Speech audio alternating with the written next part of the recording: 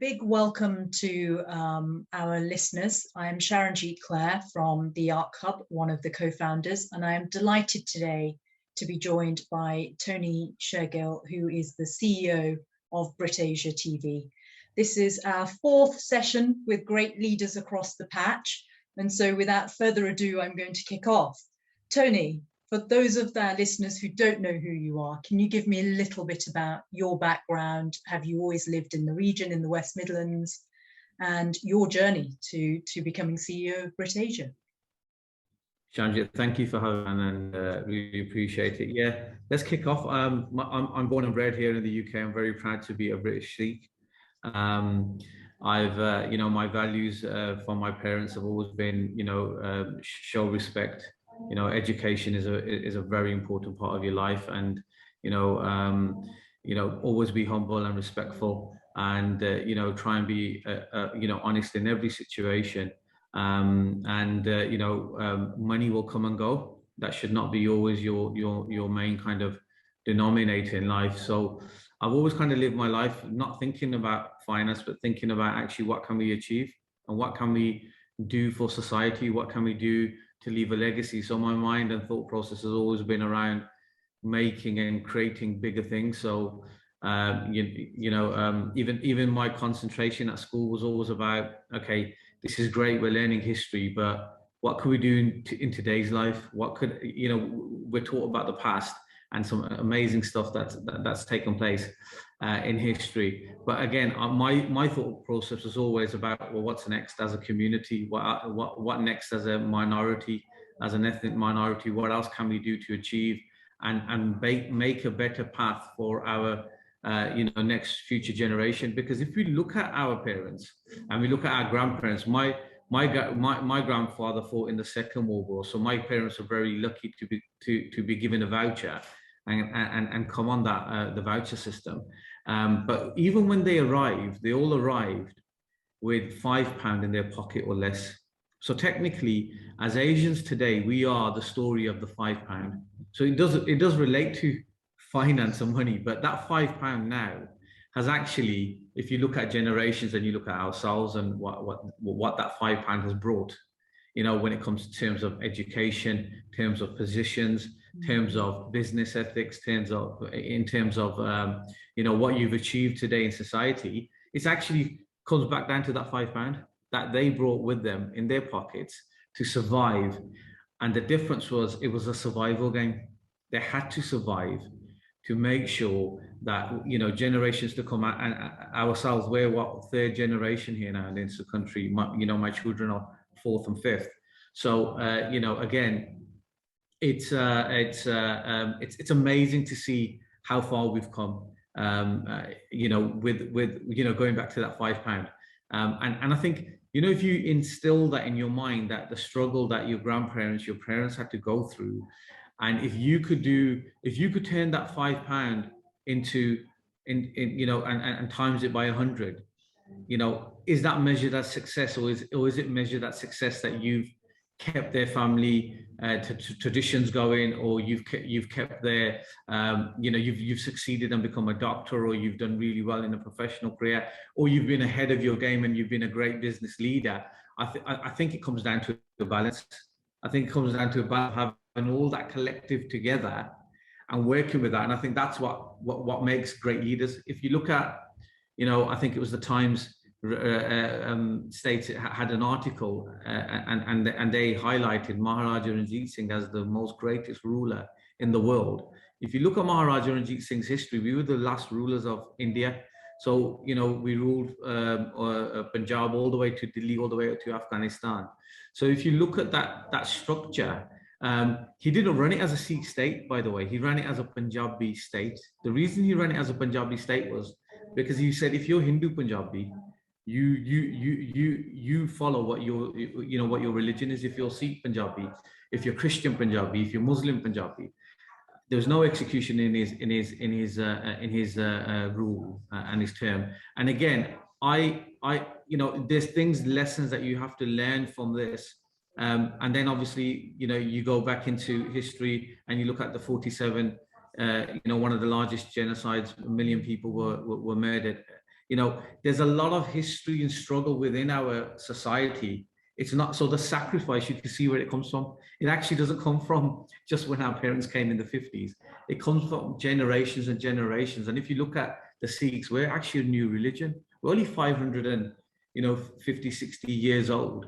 So we've given a lot of sacrifice for other communities, for other faiths, and for righteousness, and for depression, and to human rights. So I think it all comes down to a bit of sacrifice. And in the back of my head, I've always had that as a community, let's be givers, and let's try and sacrifice where we need to for the better good.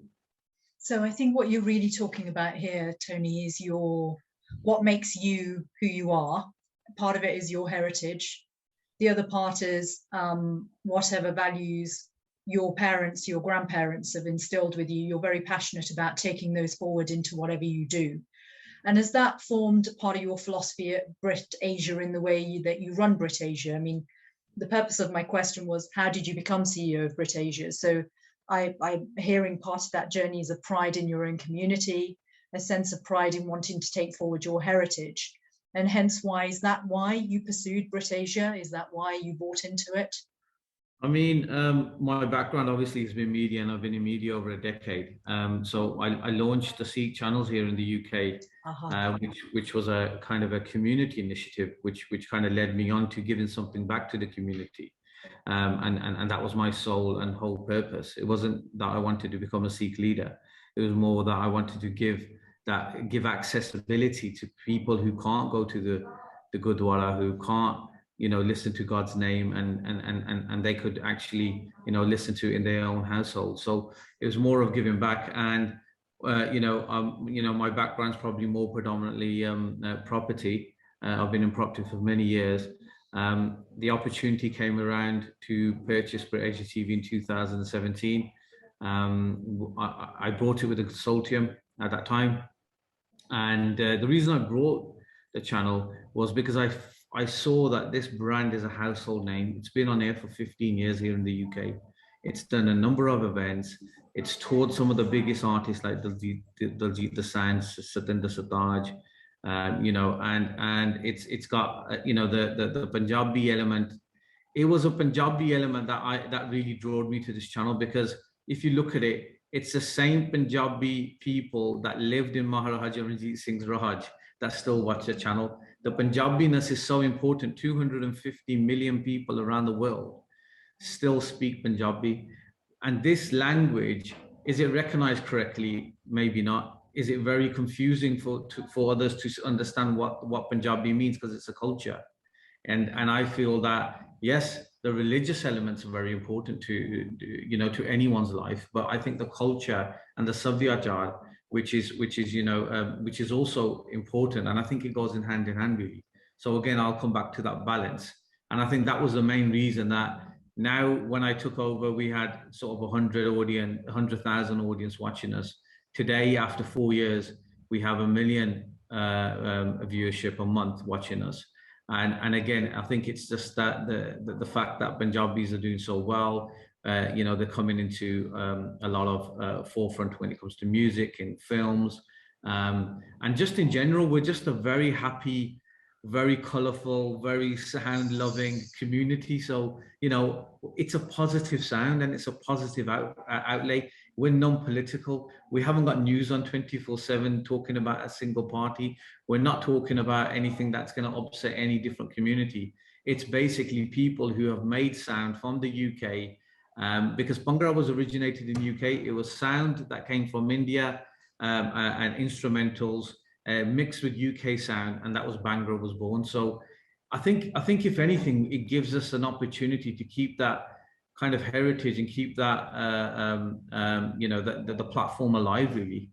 So what we're doing is bringing the beauty of the culture really to the masses, is what you're really saying, which is incredible. So for those of our listeners who don't belong to Punjabi culture or the Sikh culture, because it's a varied audience, I'm sure you've all participated in Bhangra in some shape or form, or heard of Bhangra, or enjoy the music, a lot of drums, etc., upbeat. Can't but help shake your shoulders and fixing the light bulb which is a typical comment I get from a lot of my friends. Is it fixing in the light bulb? Yes, fixing in the light bulb, exactly. But coming back to you and the brand, because I think it's really important to talk about the brand, but not as a niche. Yes, it serves up Punjabi music, but it's not niche in the sense that that's all it does. It's much beyond that. So can you tell me, so you talked about the viewership increasing from, you know, when you first took it over from 100,000 people to 1 million, over 1 million a month now. That's quite a considerable shift in the last 4 years, forgive me. How did that come about strategically? So for those business owners listening to you out there, whatever product or service they're selling, how, because it doesn't come about without hard work and being strategic and tactical. So what were the steps that you took? Was it the staff that you employed? Was it you personally, having had a previous experience? As you said, you set up a community channel initially, so you've been in media 10 years, and then you found this opportunistically came along, BritAsia, and you thought, yes, that's a great extension of what I've done, but much broader, and takes me into a slightly different area, which isn't just community focused, but also commercially focused. So what were the steps that you took really to increase that viewership? 2 words, calculated risk. Mm-hmm. So what I had to do is I had to put on events that that either BritAsia or Punjabis haven't reached. So Wembley Arena was my last event, which cost me a lot of money to put on. We had 3,000 people turn up for a music event at Wembley. I think it's incredible because the people we awarded, and these are from all different backgrounds and so on. British artists, artists from America, artists from India, artists from Europe. A collective of talent that are providing music to so many masses. And by us giving them an award at Wembley, don't forget, this is the same stage where Jackson 5 have performed, same stage, as Prince and some of the great, Michael Jackson and so on and so on. Some great artists have kind of performed. So, giving that prestigious award on that platform, it's taking them kind of risks that actually it builds the brand. So what else did we do? We added assets to the brand.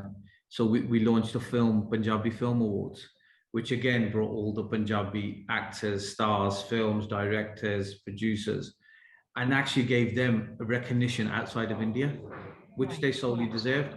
So again, that was at Grosvenor House, Park Lane, our last awards. And it's these kind of calculated risks that maybe other businesses probably wouldn't take because they think actually there's a major financial risk to this. But for me, I think it's not just a financial risk, but it builds PR, it builds brands, it shows that we could do these awards, it gives us a different edge, it takes us apart from any competition.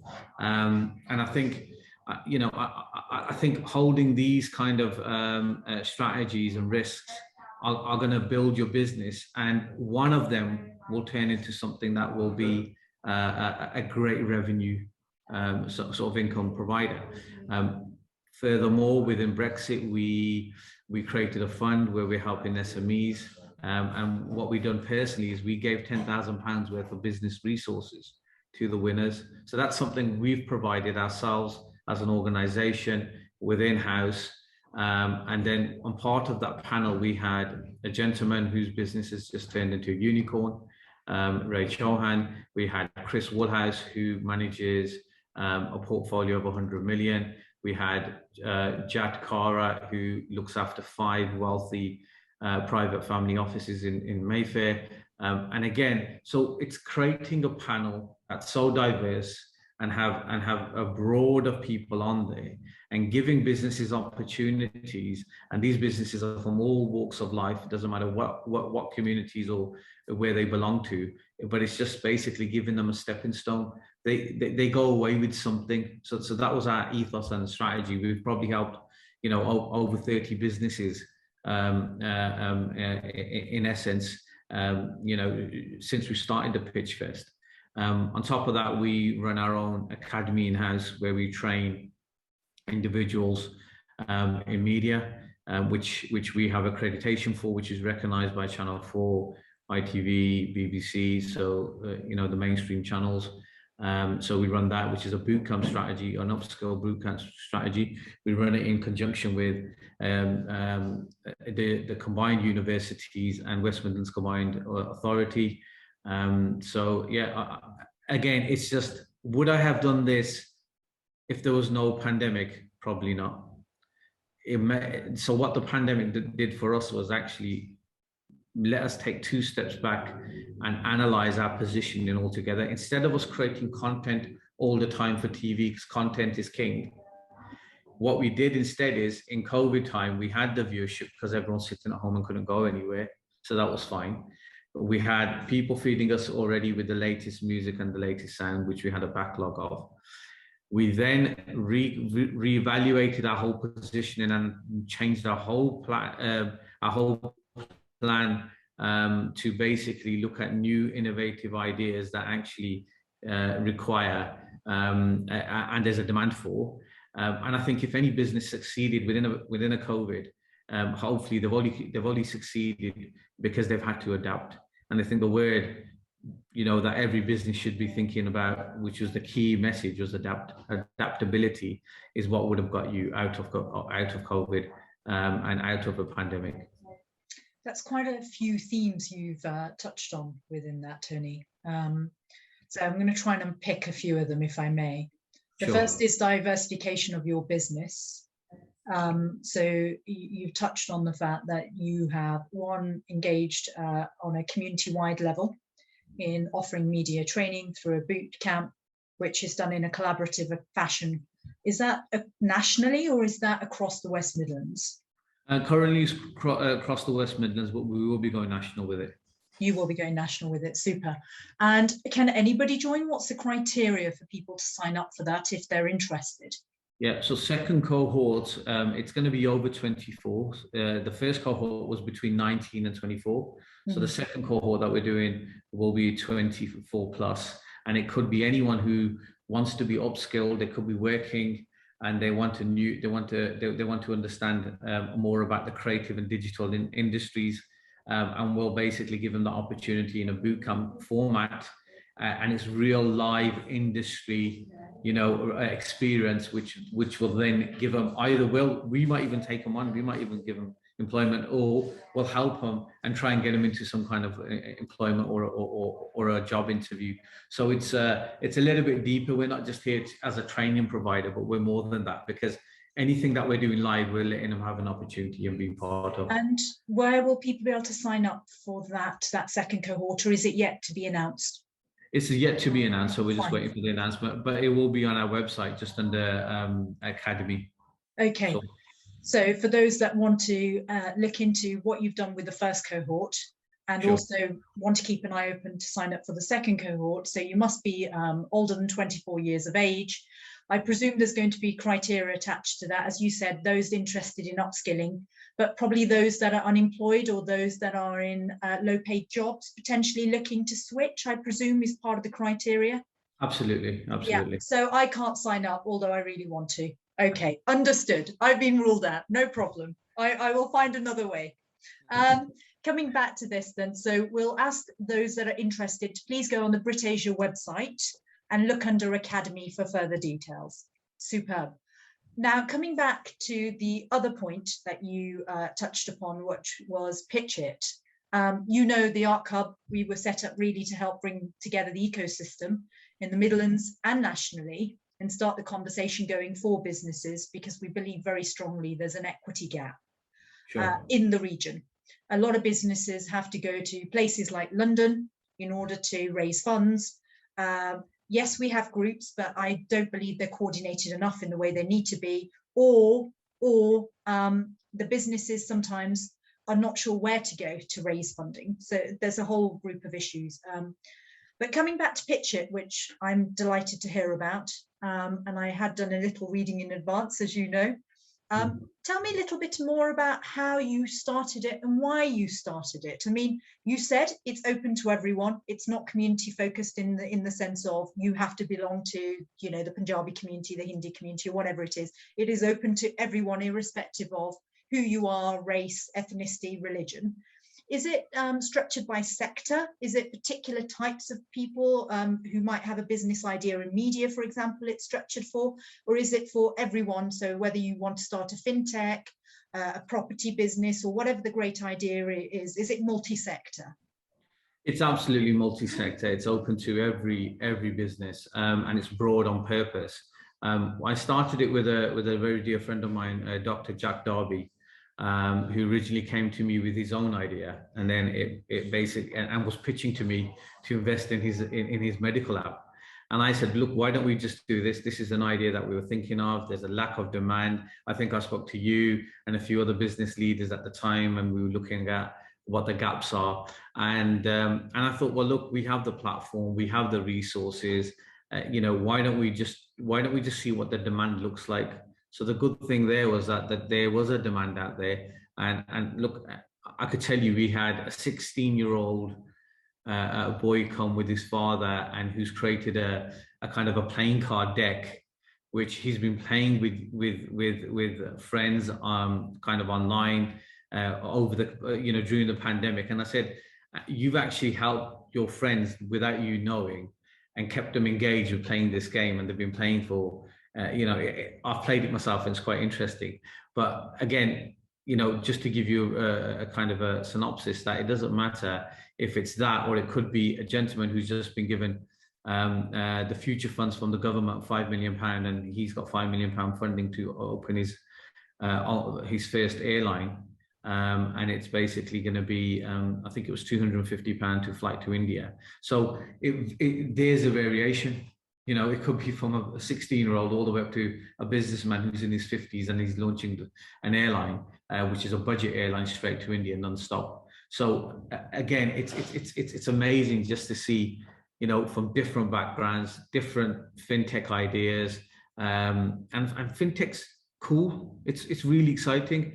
If I'm honest with you, there wasn't a dull moment when everybody in Pitch It came up and came with an idea. It was amazing. And I think, if anything, what did they go away with? They went away with positivity. They went away with a business deck, so they understand how to pitch to investors and VCs and PTs, private equity firms. And again, their faces were out there. They were part of our journey. They felt actually somebody's supporting us. There's an ecosystem here. They could fall back on us and ask us any questions. It wasn't, thank you very much and see you later. We still keep in contact. And we want them to keep in contact with us, because later on in life, they might have a problem and they don't understand it, or they need a strategy. We're more than happy to continue that support, I suppose. So how many businesses applied to be part of Pitch It, and how many businesses actually ended up as part of the training day? Was it a day or 2 days? It was a 2-day event. It was run by my core team, Emily Kingston, and so they ran the events on the day, and then we had partners like HSBC, and we had some presenters. We had a lovely lady from Cambridge University, Sharina. She came up and was our presenter on the day and interviewed all the panels and everybody involved. We had HSBC delivering a financial workshop on day one. We had the IP. We had Jay Sekol, he's an IP specialist, and he's also a lecturer at Plymouth University. We had who else do we have? We had a few other industry leaders just on that day one, just trying to basically provide that core information. Oh yeah, and then we had Ravi, who basically ran through how to design your own pitch. So what is required in a pitch? What kind of things should you include or not include? What are the core elements? How to deliver that pitch? How to stand up? And then we had somebody doing public speaking. So that comes part of that, showing that positivity on how to pitch it. And then the next day is our day, where then it's basically pitching to the panel, and it's all recorded and captured, so we could go back and see what we done right, what we done wrong. And we had I think on the first one, we probably had about 50 entries, and we narrowed that down to about 10 from memory. And I think on the second one, we had more. I think we had about 70 from memory. And again, we just thought the 10 model worked because the 10 is enough for the 2 days. If you go for more than 10, you probably need a third day. Yes, and if you know, so again, it was just that model worked really well. The model was designed by my chief strategist at Georgia. So again, it just worked really well. And I think businesses focus and engagement needed to be there. So I think within them 2 days, you definitely captured that kind of audience. I think that's brilliant. And will you be doing another? Is this going to be something you do annually now, or was this something that you did? So we're gonna do, yeah. So we'll do quarterly now. Oh, you'll do it quarterly. That's phenomenal. Yeah. So we'll do. So the funding for it. So you initially set the funding pot at 10,000. Is it coming out? That's just my funding pot, but the people who are the panelists who are with me, they could invest whatever amount they want. Fine. They could invest. There's no restriction on the money that they want to invest because I've provided them an opportunity. I've provided them real businesses, and we've obviously checked the background and saw the viability and see if there's any kind of, you know, strength or positivity, or can it turn into a business. We've done a lot of that kind of analytical approach ourselves. But they have no restriction, whatever they want to invest. I've just put my own cards on the table and said, well, let me offer something that is actually beneficial for them and will give them some kind of kickstart. Because, you know, to advertise on TV, you know, the cost there, to build a marketing structure, to do this, to do that. So if them resources could help them with my core team, we'll provide it. If they need an ad shooting, no problem, we'll shoot the ad for them. If they want their website designed or they need something, I'm just offering my resources, which is a cost to the business, but at least I would rather offer something from our side as well. Brilliant. I think that's outstanding. So for those businesses listening, or those looking to start up their own business, or have been percolating on an idea that they've wanted to get off the ground, Tony has just said this is going to be something they do quarterly. So I would please urge you to look at the BritAsia Twitter feed. I think the last announcement I saw on that, so I presume it's going to be on there. Is it on your website also for registrations?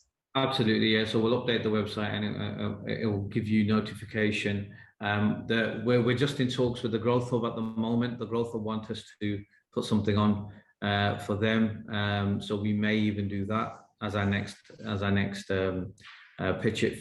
And it will be just designated to the West Midlands Growth Hub, but it will be our design, our structure, our thought process, our panel list. Everything stays the same, but it could be just focused towards them, and that could just be a nice collaboration, just showing that we're working with. Outstanding. I think we need more collaborations across the patch, as I said, bringing this ecosystem together to work better for everyone, which will enhance the growth of this region.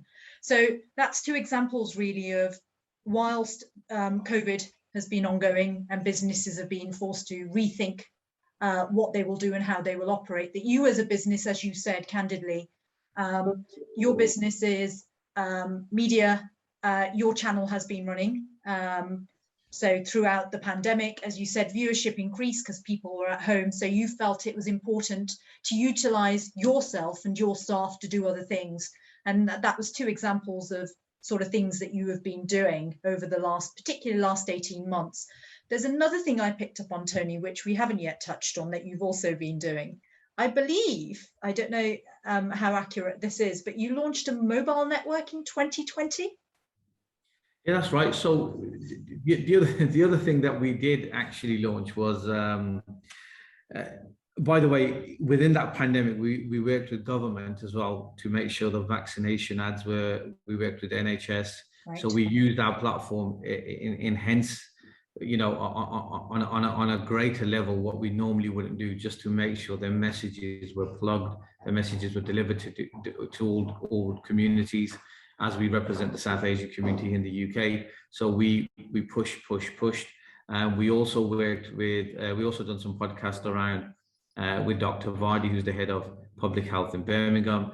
We also worked very, very closely with the NHS on making sure that the key messages and government guidelines were delivered.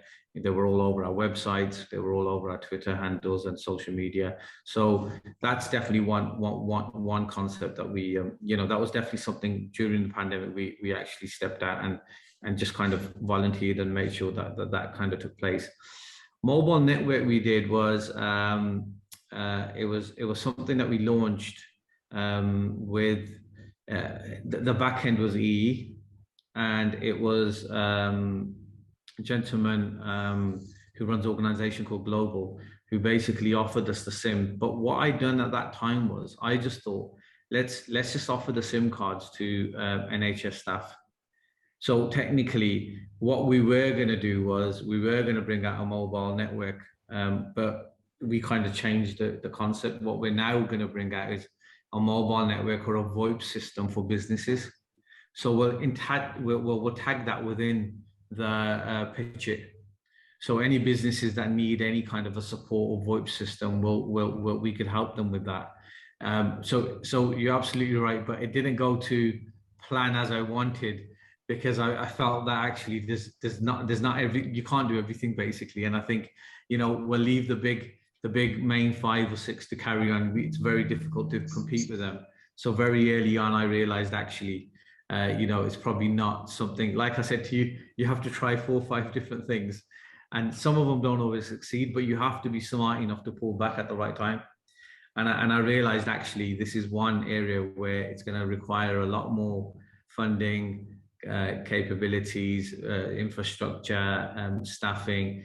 And I don't think we were actually there. So instead, we'll probably turn it into a VoIP system, and we'll work with local businesses who are putting fiber lines down here in Birmingham, and we'll try and do some kind of connectivity with them. So support them with some of their infrastructure needs, or at least the technical capability around those needs. Yeah, okay. Because it made sense, because the businesses we're speaking to, they're going to need that support. So rather than me trying to create our own infrastructure, we'll just help them. Yeah, absolutely. It makes complete sense, and I look forward to hearing more and learning more and speaking to you more offline about this. Now let's come to funding and investment, because everything we've spoken about requires capital, and fundamental to be successful. Your channel, I imagine you have, not imagine, I know you would manage, you would be managing the cash flow throughout COVID. In order to do the community projects and the other things that you do, that takes time, and you're paying others who represent you to be part of those projects.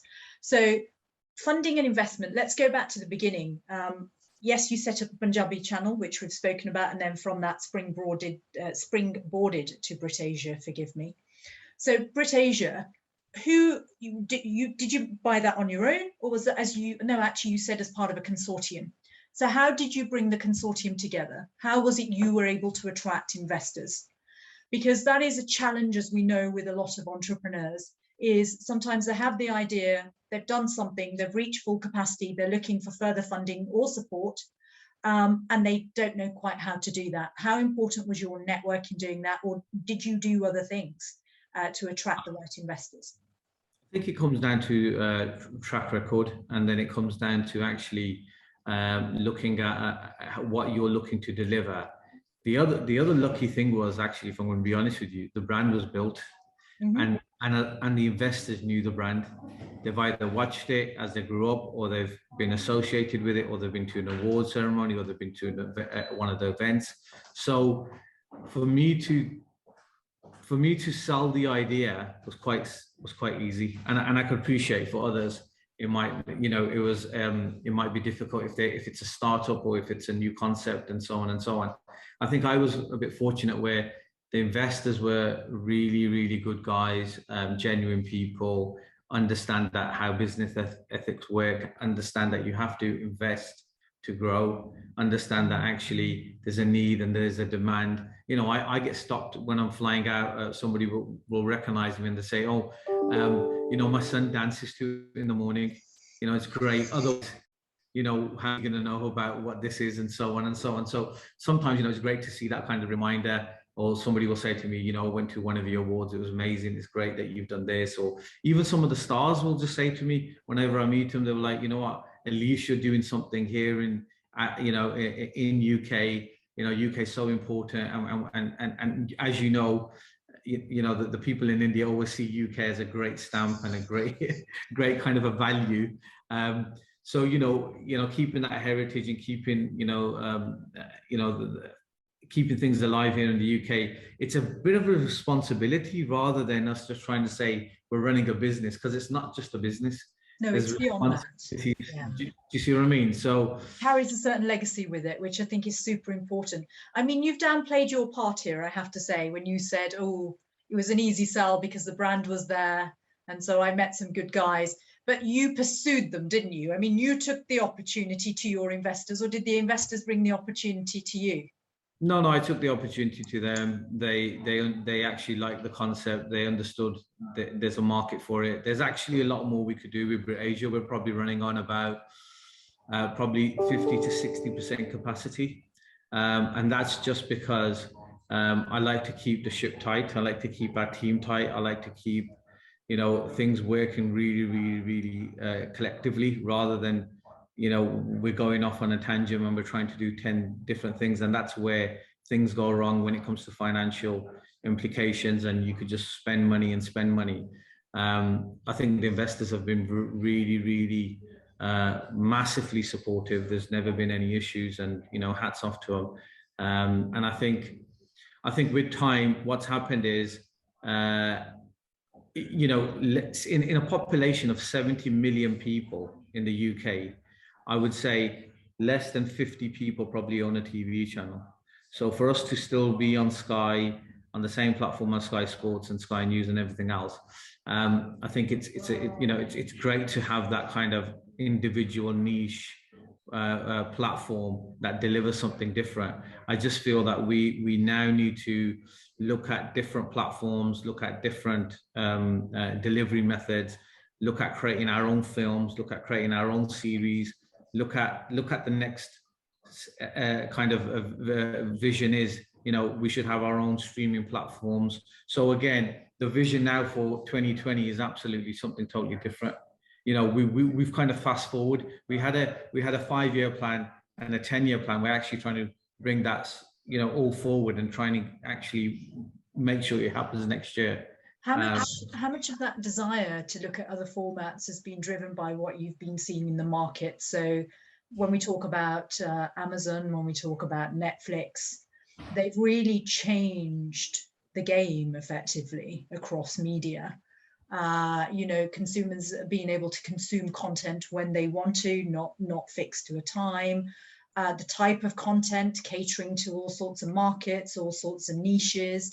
But that requires a lot of capital, and they have huge sums of money now, a lot of investors backing them. So when you, as BritAsia, when you talk about the next phase of your strategy, you've said, well, we fast forwarded because we've actually met expectations that were set with the investors in the first place. And I'll come back to the investors a bit more in a bit, because I think there's another component to this about when you bring people on board, setting the expectations at the outset as to how that relationship will work. Are they able to challenge you? Are they not? Are they silent? All of that, but that's more behavioral. Coming back to format, as I said, how much have you been influenced in that piece of what you're looking at now from 2020 onwards by what some of those big beasts are doing in the market and how they're changing it?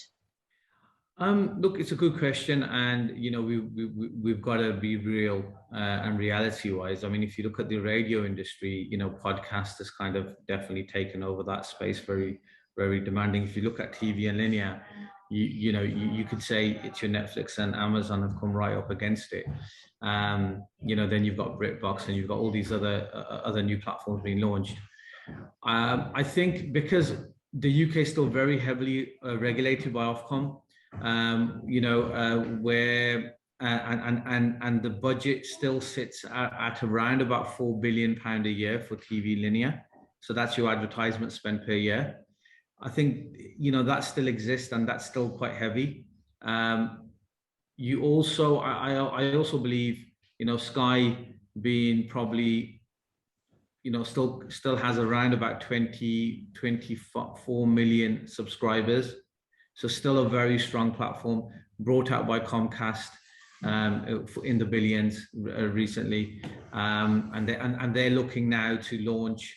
Sky will turn into you don't require a dish. It will just be maybe an app or maybe a small box that you just fit into in your homes.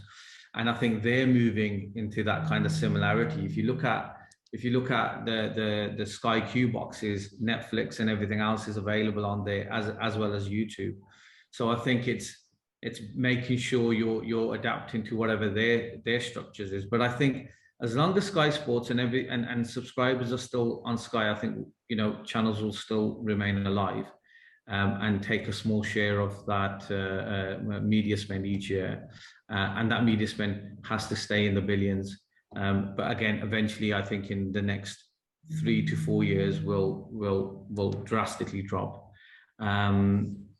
I think it's important to launch on newer platforms. Like we're looking to launch in Australia on a different platform, and we're leasing the channel out.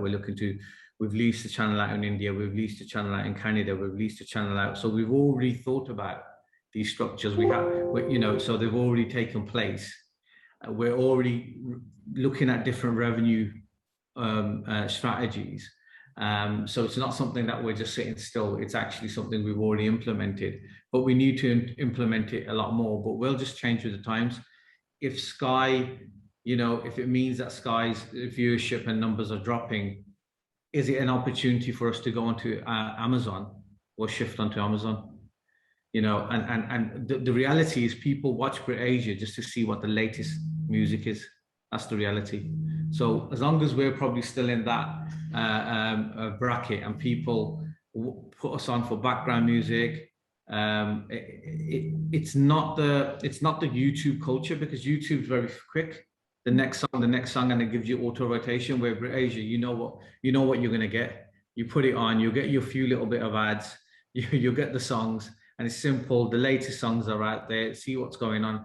We also hold the first ever Punjabi chart show, which is compiled by the official charts company. So the same people that do top 40. So you could go onto the official chart company's website and you could click Punjabi and you'll see it's BritAsia. So again, we've created something that actually people want to know because it's compiled by the official chart company.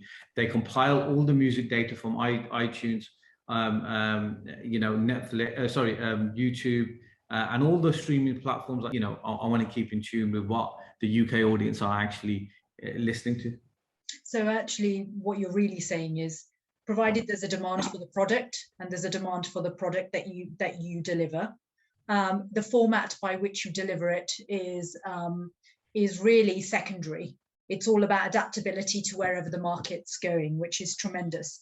So when you talk about launching your own series or potentially films, are you talking about producing? Are you talking about directing? Or are you talking about playing an intermediary in the process by partnering with one of the platforms who are doing this? So we've just invested in a media house recently, so a production house that we'll be looking now in next 3 months. We'll be looking to record our own series, British Asian led. So that's something exclusive. I've never actually declared this or mentioned it anywhere. So that's something that we've recently done, and that will be our focus, just to create some new content around British Asian kind of films, series, short films, a little bit more documentary style. So that's where we're heading when it comes to content. But predominantly we will remain music, because that's always been the hook, and music is the universal language of the world. So again, breaks down barriers and everything else, and like I said, positivity, and yeah, so that's the direction we'll take. Oh, I'm so excited. So that's a flashing exclusive for me that you are doing that. So has the cast been, can I just be really cheeky? You might not be able to say anything further, and please feel free to say no. But has the cast been finalized for that, or are you going through the interview process? We're going through the casting process, yeah, absolutely. And what I want to do is I want to give young UK talent the opportunity. Sometimes we might need the big names, but I'll use the big names as cameos. So they'll just come in and out. What I really want to do is give the opportunity to young young artists that don't get that opportunity, that can't afford to go to acting school, can't, but they've got something in them, or just haven't got the reach or the contacts. So my thought process is more around that. Let's make stars locally. Let's give them the opportunity. We have the platform, we have the audience, so why not? Brilliant. Is there somewhere people, if they're interested in that, can get in touch, or is that all being done elsewhere and handled through an agent, etc.? And so no, that will be very, very, very soon. In the next month or so, there'll be a new tab appearing on our website, and again, it will be a casting call for actors, producers, anyone who's looking to create a short film to get in touch, and then we'll start investing in them. I think that's outstanding. I mean, so many talented individuals out there, I'm sure, that would wish to do something. And you've got my brain buzzing, but I'll stop there because that's a dangerous place for me to be. Anyway, but coming back to a bit more, so you're doing that, which is phenomenal. And I'm super, super, super excited. But coming back to a few other things that it would be remiss of me not to ask you about as an organization. As I said, I wanted to ask you, your investors, how do you work with them? So how many do you have on board? Is it 3, 4, 5? Don't have to name them. 3, 4, 5, or how many ever it is.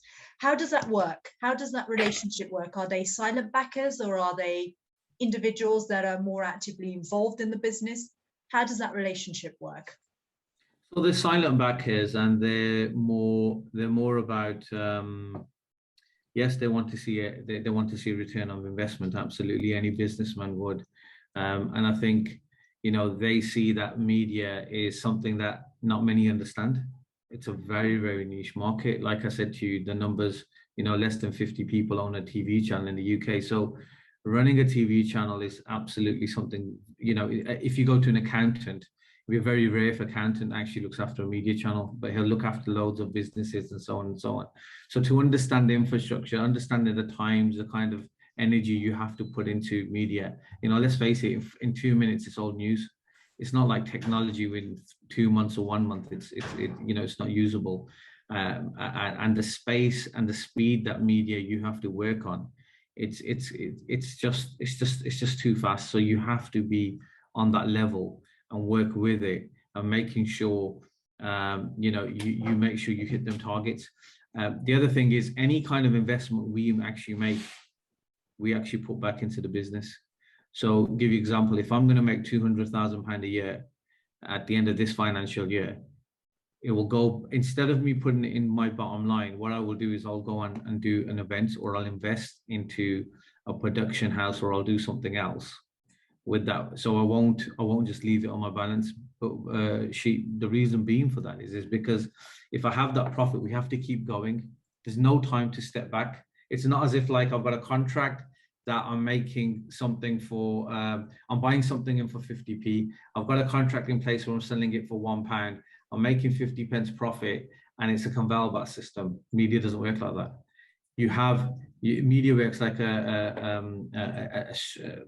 almost like different revenue streaming models strategy that you've got to keep creating. So you might have to have 10 different strategies this month. 2 will work. Next month, you'll have to have another new 10. 1 will work. It's consistently moving and forward. So your investors were on the ride for that, because you were clear about that from the outset. So effectively what you're saying is they're silent, so they don't interfere in the executive side of the business. You run the executive side of the business. However, everybody wants a return on their investment, but they do reinvest back into the business. Absolutely. I've said, let's reinvest for 5 years. That's the strategy. Let's not take anything out. Let's look at building the brand, and it needs to go to a global level. So since my leadership, the channel is now on air on GOTV in India, which is the largest downloaded platform run by the Reliance Group. 220 million downloads, I believe they have. They're now going to fiber lines and offering the fiber within households in India, and hopefully we'll be on there. I'm on Airtel Africa. I'm on Rogers TV in Canada. I'm on Distro in New York. I'm on Sky, obviously, here in UK and Europe. I've got a Luxembourg license as well, which gives me opportunity to go even further into Europe. I'm in talks in Australia, where we're just about to launch any day now. Testing process is going through. I'm in talks with Dubai and EAU. So yeah, we've now turned it into a global channel rather than a national channel here in the UK, and I think that's where we kind of really need to be. And that's where your growth is coming from, isn't it, going forward, really? It's entering these markets and building the right relationships in these markets. I mean, that beautifully brings me to talent, talent that you hire. You can't do what you do. We're not specialists in everything that we do without the right team around us.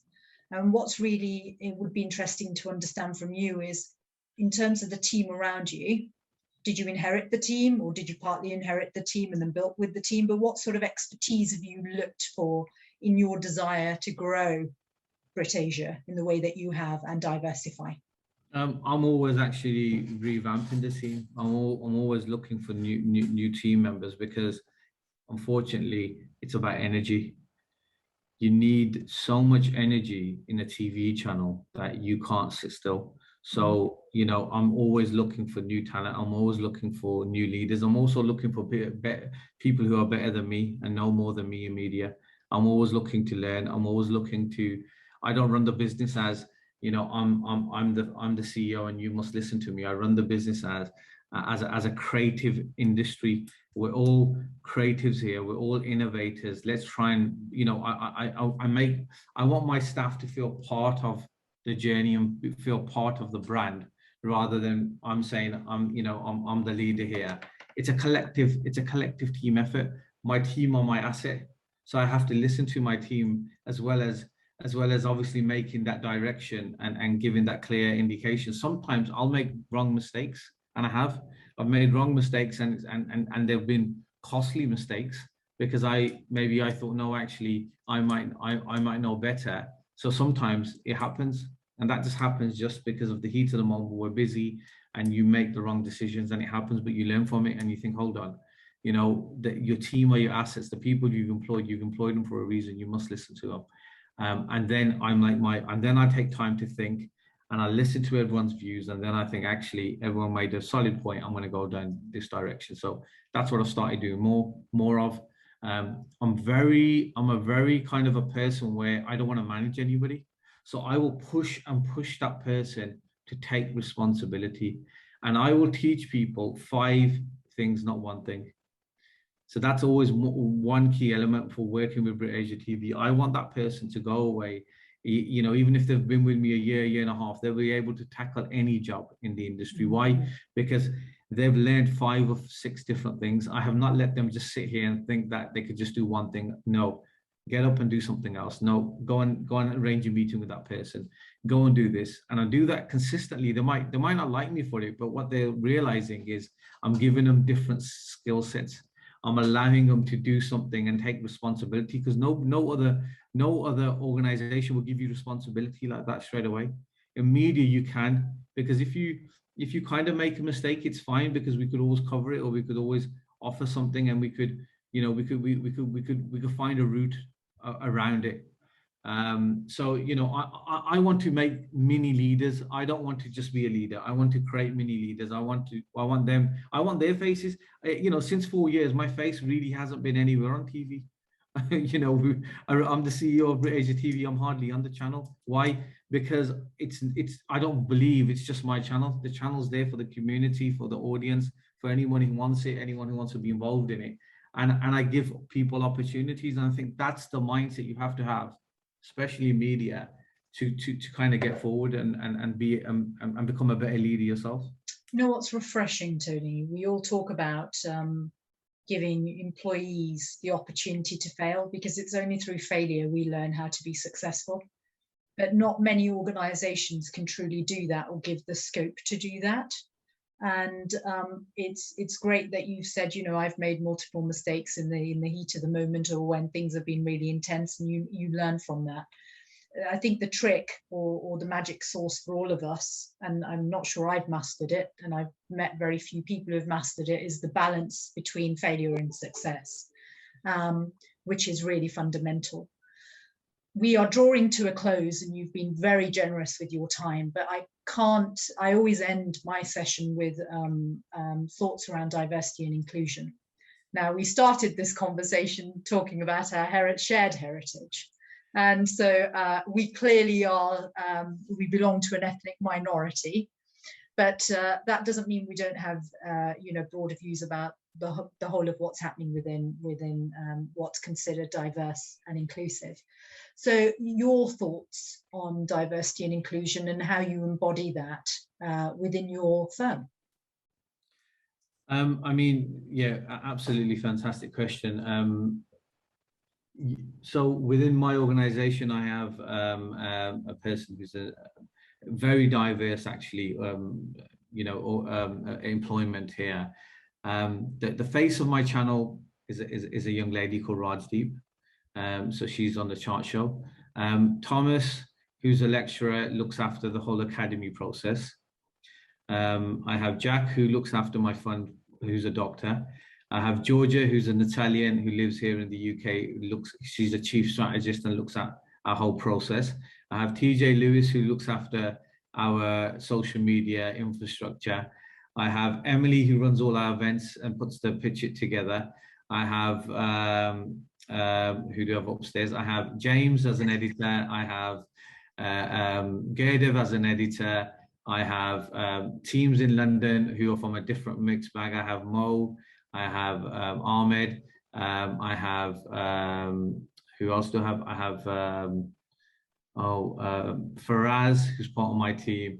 I have Umaira, who looks after Twitter. I have, so what I'm saying to you is, yeah, exactly. So diverse, it's unreal, to be honest. And probably, I'm putting words into your mouth, maybe, I don't know, but probably contributes tremendously to the success and the growth of the channel, that diversity, which I think a lot of firms shy away from sometimes, or don't talk enough about. There's reams of research that shows diverse thought, diverse individuals contribute to your bottom line. Would you agree with that or disagree?